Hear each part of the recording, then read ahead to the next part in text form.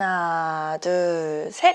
안녕하세요 여러분, 차박사영입니다. 아주 불티나게 팔렸습니다. 현대차의 아이오닉5에 대한 얘기인데요. 25일 사전 계약에 들어갔죠. 불과 1시간 만에 18,000여 대가 팔렸다고 합니다. 올해 국내 공급 물량이 27,000대로 예상을 하고 있는데요. 지금 계약해도 내년에나 받는다라는 얘기까지 나오고 있어요. 와...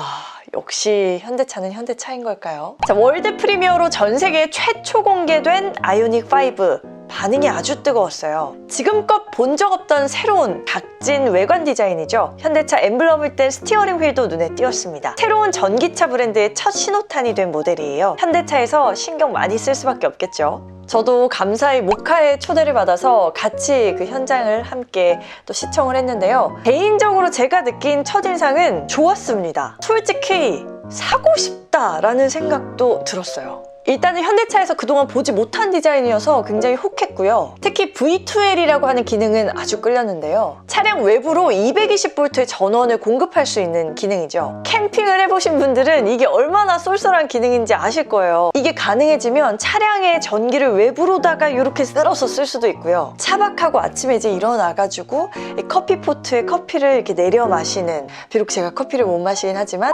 아무튼 차도 끓여 마시는 그런 분위기가 연출될 수 있는 거죠. 그게 가능하다고 해서 순간 우와! 이런 생각이 들었었어요. 그런데 곰곰이 생각해보면 할수록 조금 더 고민해야 될 부분이 많아지더라고요. 자, 그래서 정리해봤습니다. 아이오닉5 지금 사도 될까? 한번 같이 고민해보면 좋을 사항들 전해드릴게요. 하나, 첫 모델에 따르는 위험 부담을 고려해야 할 필요가 있습니다. 아이오닉5 현대차에서 새롭게 출시하는 전기차입니다. 차량에서 가장 중요한 기본 뼈대인 플랫폼도 새로 들어갔죠. eGMP라고 부르는데요. 전기차 전용 플랫폼입니다.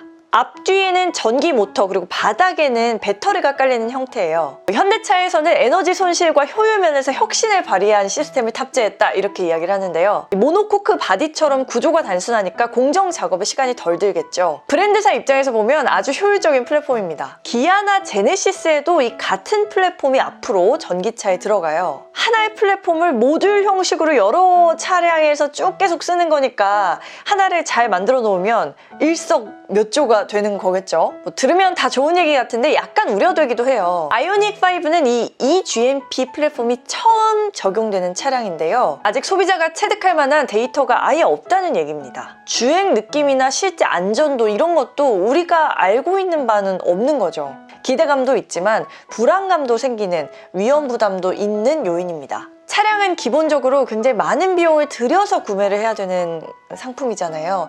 흔히들 첫 차는 믿고 걸러라, 이제 이런 얘기도 있는데 아이오닉5도 딱히 예외는 아니라는 점 유념해봐야겠습니다. 둘째, 어마어마한 박빙 승부가 될 기아의 CV도 곧 찾아옵니다. 아이오닉5도 현대차에서는 분명한 상징성이 있어요. 하지만 곧 어마어마한 경쟁 모델들이 대거 출격을 하는데요. 대표적인 녀석이 바로 기아 전기차 CV죠. CV가 차명은 아니고 전기차 프로젝트명인데요. 2019년에 이매진이란 콘셉트카가 있었잖아요. 모양새를 많이 닮았어요. 최근에 위장막을 쓴 차량도 이렇게 심심찮게 공개되고 있는데요. 전면부는 조금 심심한 느낌도 있는데 후면부는 꽤나 파격적이죠. 무엇보다 이 CV, 기아의 새로운 엠블럼을 달고 나옵니다. 신형 K8에 이 새로운 엠블럼이 딱 달린다고 해서 굉장히 많은 분들의 이목을 집중시켰었죠. 엠블럼이란 게 차체 사이즈에 비하면 굉장히 작은 사이즈잖아요. 그런데 엠블럼이 또 회사의 어떤 그 얼굴 역할을 하기도 하는 것 같아요. 엠블럼 하나가 바뀌었을 뿐인데 굉장히 기아가 세련돼진 느낌. 저만 그런가요? 아무튼 이 기아의 새로운 엠블럼을 달고 나온 CV 새 전기차도 3월에 공개 예정입니다. 맞아요. 한 달도 안 남았습니다. 여러분 혹시 그 재작년에 소나타랑 K5가 나왔었을 때 기억하시나요? 소나타 K5 원래도 아주 치열한 경쟁 모델이잖아요. 제가 이 두 모델의 그 상품성을 비교했었던 적이 있어요. 큰 차이는 없었는데요.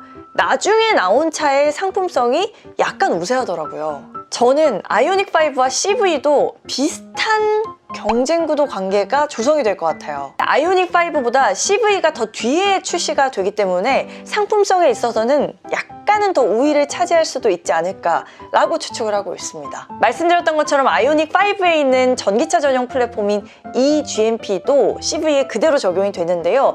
그런데 주행거리 같은 경우는 500km 이상 갈 수도 있다라고 전해지고 있어요. 전기차에서 가장 중요한 요소 중에 하나가 주행거리잖아요. 만약에 이게 진짜로 실현이 된다면 CV의 매력도는 상당히 올라가게 되지 않을까.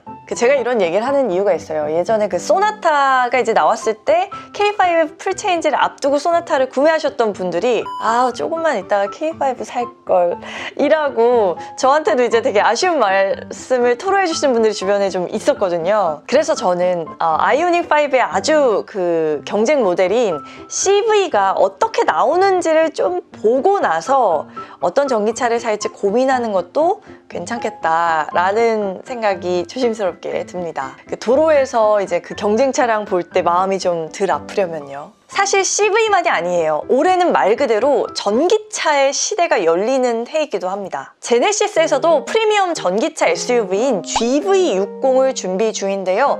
비주얼부터 해서 상당히 많은 분들이 지금 벌써 기대를 하고 있는 모델이에요. 벤츠는 상반기에 EQA, 하반기에 EQS를 출시하고요. BMW는 iX, 아우디 e-tron은 GT 모델을 준비 중입니다. 심지어 쌍용차도 코란도를 기반으로 한 전기차 E100을 출시할 것으로 알려졌습니다. 그것도 상반기에 나온다고 하니까 그야말로 전기차 대전이죠. 그 소비자 입장에서 보면 일단은 선택지는 많으면 많을수록 좋은 것 같아요. 내 상황에 맞는 차를 고르면 되는 거니까요. 그러면 더 합리적인 선택을 할 수 있게 되지 않을까 싶어서 저는 너무 조급하게 결정하기보다는 이 전기차 조금 더 지켜보고 결정하는 것도 좋겠다라는 생각입니다. 셋째, 다소 아쉬운 가격이 걸립니다. 상품성이다, 디자인이다, 플랫폼이다 다 좋아요. 근데 우리한테 가장 중요한 게 가격이잖아요. 아이오닉 5의 사전 계약 가격표가 공개됐습니다. 대략적인 가격은 5,200만 원에서 5,700만 원 선이에요. 정확한 가격은 딱 아니긴 하죠, 아직은. 근데 이 가격표를 딱 보니까요. 역시 이런 생각이 들죠. 이 전기차 보조금 눈치를 엄청 봤구나. 전기차 보조금 제도가 개편이 됐습니다. 6천만 원 이하의 차량이면 100% 전기차 보조금 지원을 받습니다. 그러면 차량이 5천만 원대니까 보조금 지원을 좀 받으면 3천만 원 중반 정도에 살 수 있겠네? 이런 생각을 갖게 하잖아요. 근데 제가 사전 계약표 이렇게 봤는데요. 그 이른바 옵션질이 상당히 고도화된 것을 알 수 있었습니다. 일단 전기차의 앞뒤로 모터가 들어가잖아요. 근데 전륜 쪽에 들어가는 이 모터가 옵션이더라고요. 옵션 선택을 하지 않으면 4륜이 아니라 후륜이 기본 적용된다는 얘기죠. 그 눈길을 아주 많이 끌었던 V2에도 실내는 옵션이더라고요. 그 실외에서는 기본 적용인데 외부에서는 차량을 전기로 이렇게 연결해가지고 사용이 가능하다는 얘기죠. 근데 캠핑을 가보시거나 이런 분들은 아시겠지만 전기를 실내에서 쓸 일도 꽤 있거든요. 차박할 때 차량 안에 전기장판을 깔아 놓는다던가 아니면 차량 안에서 노트북 같은 거 작업을 한다던가 그런 거를 막 저는 아이오닉 5와 함께 이제 할 걸 막 상상하다 보니까 좀 아쉬운 마음이 들더라고요. 그것까지 옵션이라니. 여기에 태양광 충전을 지원하는 솔라루프도 옵션인데요. 이거는 그렇다 치겠습니다. 근데 그 유리막이 이렇게 커튼처럼 열리는 그 글래스 루프인데 현대차에서는 이제 비전 루프라고 하거든요.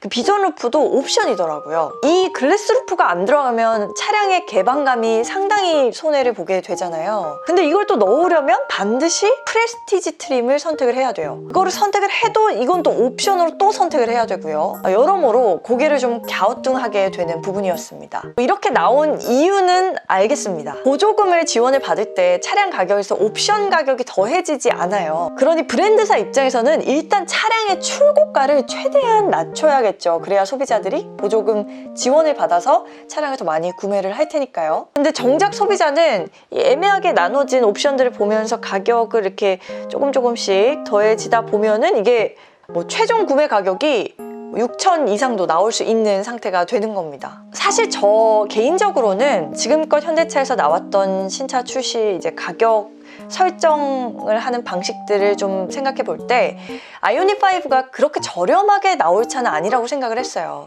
어쨌든 전기차 브랜드로 새로 거듭나겠다 하면서 내놓은 첫 차이기도 하고요. 이 차를 띄우려면 현대차에서도 마케팅 비용도 들 거고 막 광고도 잘 만들어야 할 거고, 그래도 첫 차니까 새로운 플랫폼 넣어야 돼, 디자인도 막 새롭게 넣어야 돼, 제작 비용도 만만치 않았을 거예요. 그건 인정을 합니다. 근데 소비자 입장으로 돌아가면 역시 혼란스러운 건 있죠. 그 테슬라처럼 이렇게 옵션이 좀 이렇게 간단한 것도 아니고요. 우리나라 특유의 이 아주 복잡다단한 옵션 체계들을 이제 막 배회하다가 우리만 머리가 아픈 요런 상태가 되는 겁니다.